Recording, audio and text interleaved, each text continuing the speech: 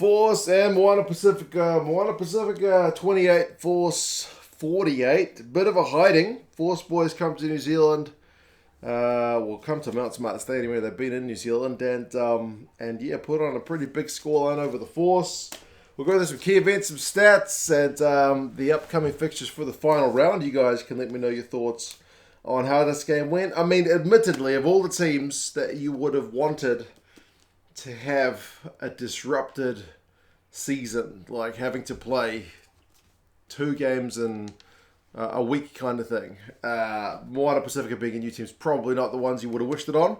Like, some teams probably could have handled it better. The Crusaders, with their depth, they can genuinely rotate their squad as much as they can and still field a competitive team because they've just got that crazy depth. But for a new team to have to do this again and again and again, it's been pretty tough. But still, I'll give credit to the Force for this one, man. They looked pretty slick and put pressure on the areas they needed to put pressure on. I mean, their set piece early, the Force was looking the business, wasn't it? Every kind of aspect of that, like scrum and maul and whatnot, just looked really, really tidy. They had a 5-0 lead through Reedy, but Nuku, man, he got a couple of pretty sweet tries to put the Moana Pasifika boys 14-5 up.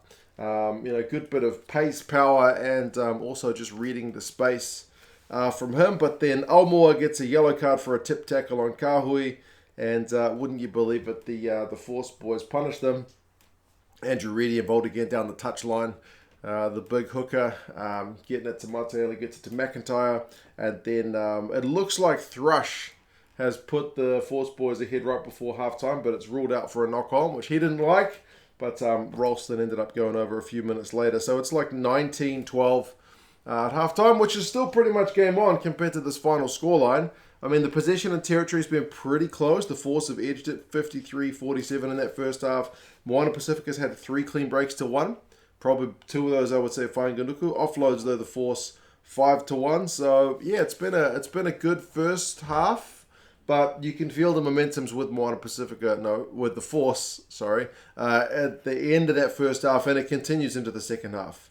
Pasitoa gets a line break and sets up Pulu for a try on 44 minutes. McIntyre, he gets another one. That one is bloody Richard Kahui with the line break, rolling back the clock. He's only like 2 years younger than me, and man, I can't run that fast.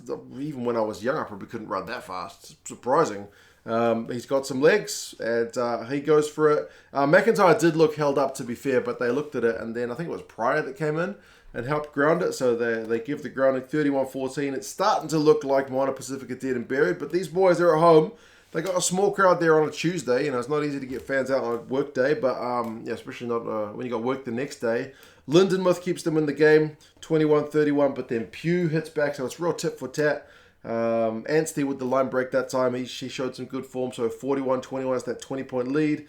But then Kolomatangi goes over on 69 minutes, so it's, as I said, real tit for tat. It's tap and go from 5 meters out. Some phases, 41-28, but then McClutchy gets one, which is denied.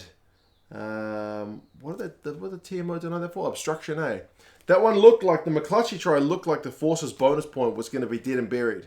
Because realistically, if the Force are going to have any chance, they need to win this game with a bonus point and then beat the Hurricanes next week, or this week at home. So it looked like their bonus point was dead and buried, but that try gets chalked off. The game goes helter-skelter, and we end up getting the Godwin try on 78 minutes. So that one is the bonus point, and it finishes 48-28. So like I said, it's a pretty helter-skelter game. But, I mean, the Force, to be fair, pretty good value for their win. More possession, more territory, 58-42. Penalties conceded is 13-9 to Moana Pasifika. Clean breaks, the Force finished with 6-4, so they really put the pressure on the second half. So, yeah, crazy to have a game on a Tuesday. But, yeah, that's another game caught up. These teams have got 1 game left each, but individuals, Whainganuku, 2 clean breaks, 5 defenders beaten, 2 tries, not a bad shift. Pasitoa, maybe his best game of the season. 2 clean breaks, 4 defenders beaten. Anstey, 16 from 18 tackles, plus that line break, which sets up a try. Pretty good stuff. So like I said, the Force need to beat the Hurricanes on Saturday. Short turnaround. Not an easy task, but if they are going to do it, and then I think they need the Rebels to do them a favour as well. But either way, they've kept themselves in the hunt, and Moana Pasifika are home to the Brumbies, and the Brumbies will be smarting after 2 losses, so they'll be looking to come in and put a bonus point win over the Moana Pasifika boys. But there you go. Tuesday game done in the bag, folks. It's unfortunate we had to have these catch-up games, but it's done. It's better than not having the game, so it's another game, a bit of experience under the belt, and yeah, you guys let me know your thoughts on this one, and I'll talk to you guys again soon. Together.